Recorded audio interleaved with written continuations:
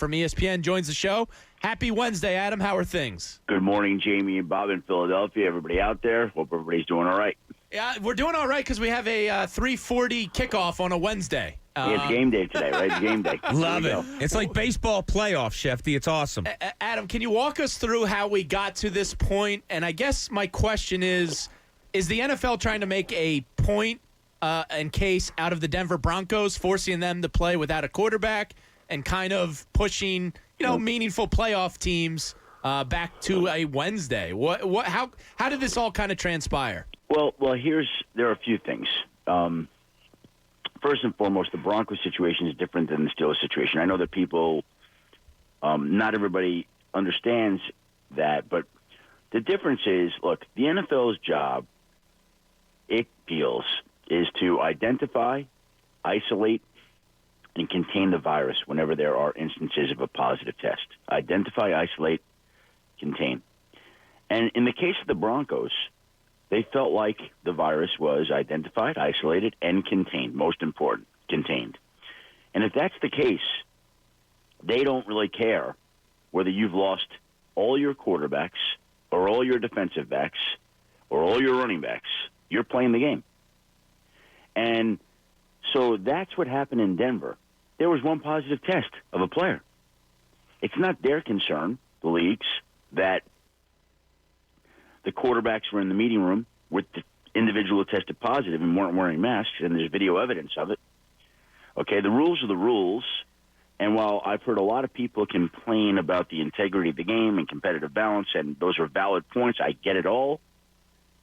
The Patriots lost Cam Newton right before they played Kansas City. What did the league do? It identified, it isolated, it contained, and then it played the game without Cam Newton. That's the way it goes. Mm-hmm. And so that's what happened there. In Baltimore, now this to me is more debatable. Of a positive test within that organization. 10. Jeez. Okay?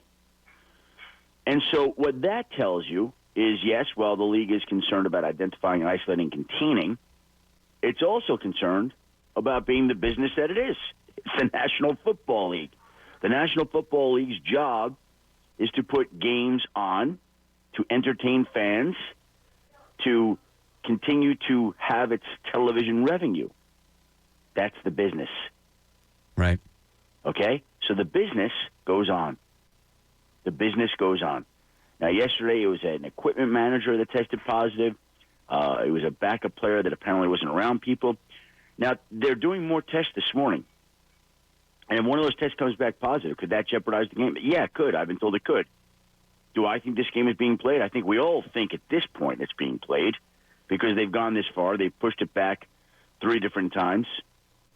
And so here we are with Pittsburgh-Baltimore being played after the Broncos-Saints are being played, and Week 12 bleeds into Week 13. And, look, if they play the game, I put this on Twitter the other day. I was a little surprised. I said it's 12 weeks, and the NFL hasn't canceled the game. Yeah. I didn't mean that as a compliment, okay? Like, boy, look at how brave and tough. I meant that as a point. Yeah, they're not going to be stopped.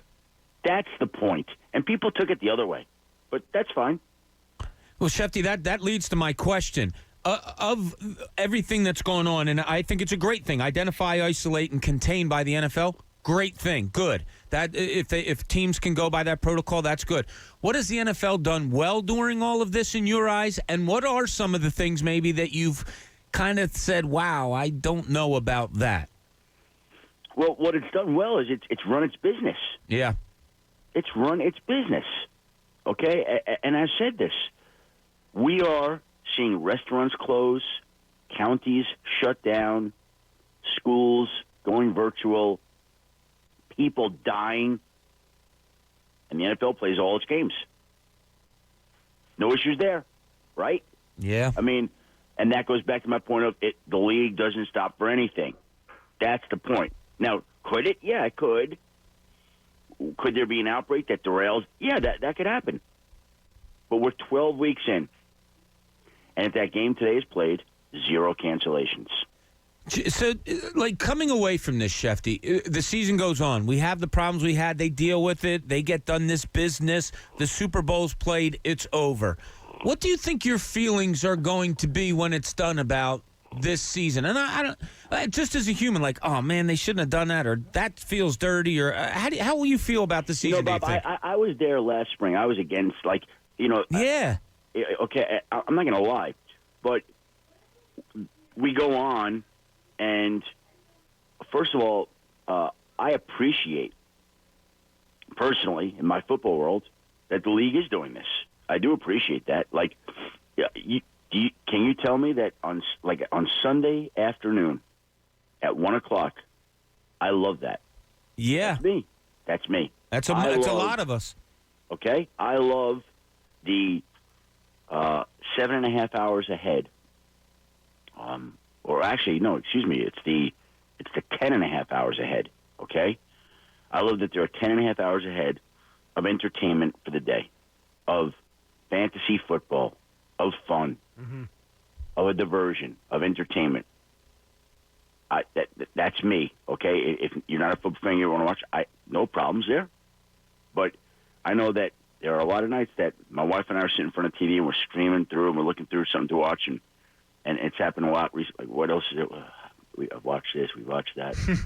What are we watching? But Schefter, have you watched The Undoing on HBO? She has, I have not. Yes, she loved that. I haven't yet either. Did you watch Queen's Gambit on Netflix? She has, I haven't. She loved that. I did Queen's Gambit. I haven't done The Undoing Schefter, yet. you got to catch up, man. How is Queen's Gambit? It's very good. It's good, very good. Yeah, I just finished the it. plot. The If I explained it to you, you'd go, "Why do I have interest in that?" But something about the show works. Yeah, the actress is great. It's a quality program.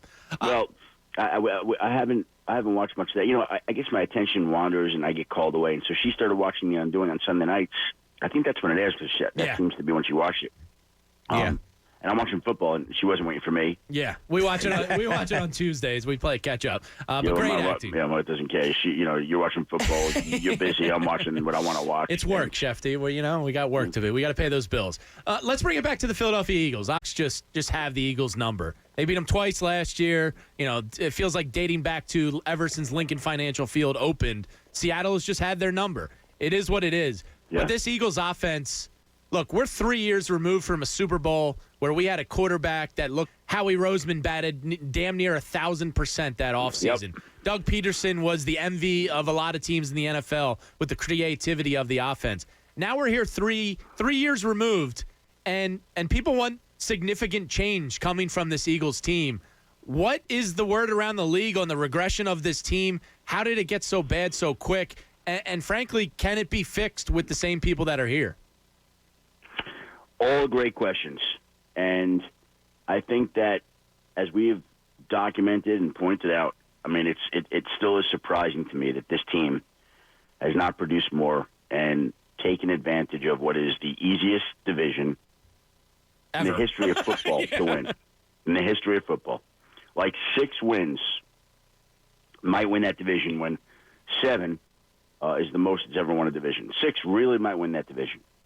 And so, if you're an Eagles fan, what happened is it seems like, I don't know, 5-6 weeks ago, you're just waiting for them to get better. Like, you feel like you believe at some point they're just going to turn it on and get better and show enough improvement to win the division. Then you hope that they can continue that trajectory and improve as the postseason. But at this point, I don't know if there's anybody that can watch that team and think that that's going to happen now. I mean, it doesn't happen week after week. And the offense seems like it's languishing.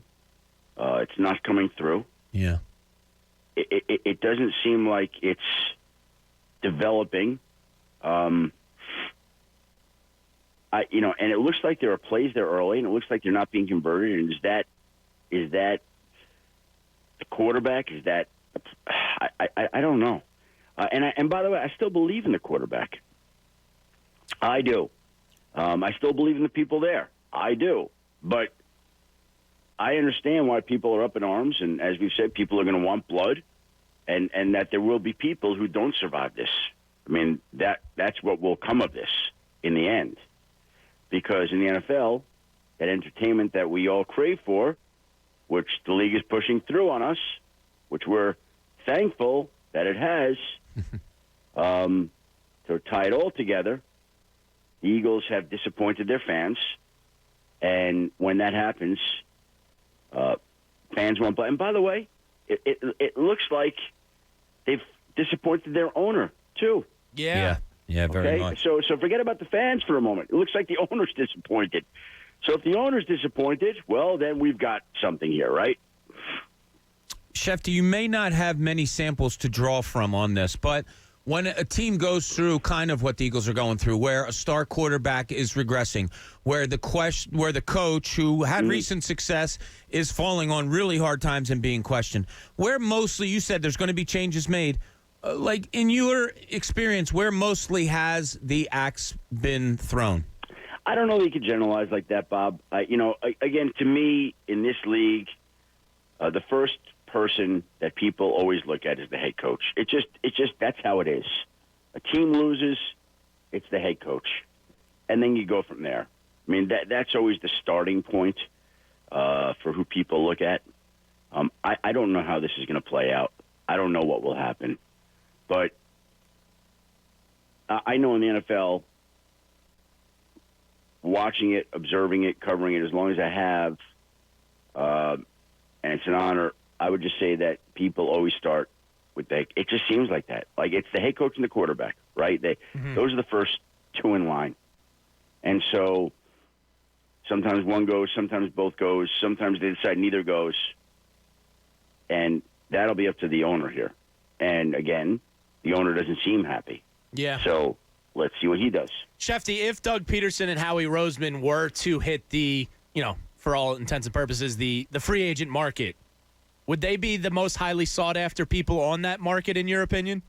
I think that they both have a high degree of respect, and I think Howie would have a GM job in about 90 seconds. I think Doug would have the chance to interview for a head coaching. I don't know that he would get one. He probably would. Like again, just trying to think of like Super Bowl coaches who come free. Yeah. Mike McCarthy won a Super Bowl, got a job. Tom Coughlin won a Super Bowl. Did he coach again in Jacksonville? Or did he, I think he was just an executive at that point with Jacksonville again. I could be wrong, though. Yeah, I'm trying to remember that. And so, but he got gainful employment. I'm trying to think of other Brian Billick is a guy who kind of didn't really get that chance again. No, didn't. No, wanted one, didn't get one. Yeah. So Mike Shanahan got it, won it, got it.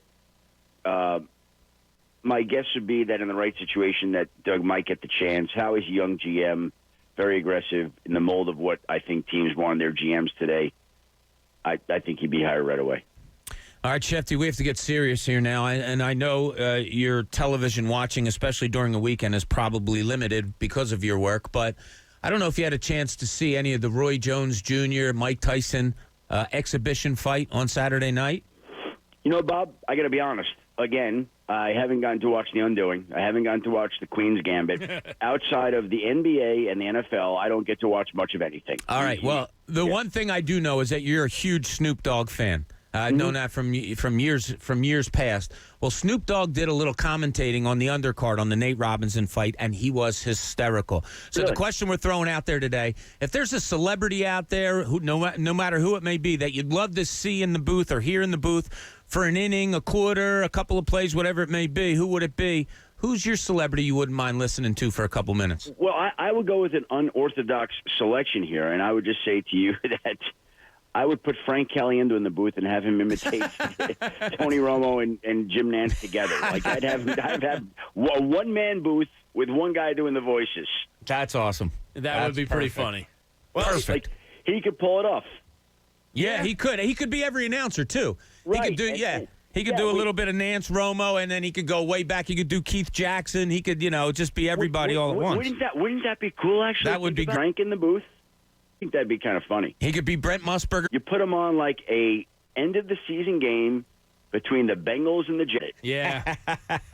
Yeah, it would be a great thing. Adam, great to catch up with you. Enjoy the afternoon football today, and we will talk again next week. Yep, I'm going to my tailgate right now, and it's not normal that I do. Dog, while you're doing